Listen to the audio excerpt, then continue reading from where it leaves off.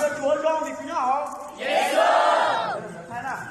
Y O nghe hẳn này ạ. Y O bên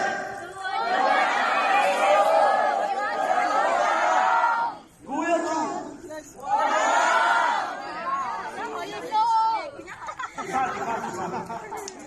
Hay đi chọc cá. Titi. Hay đi lừa chọc cá lo à. Giêsu thế này. Yeah. Hai khó chết. Cú Chúa trong nó đây nè. Hai mùi như cái chọc cá lại mùi chết.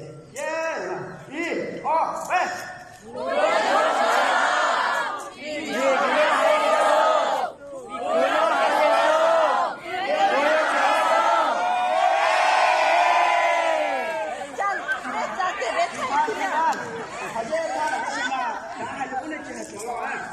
Chúa trong vì Chúa Giêsu, vì Chúa Giêsu, Chúa trong.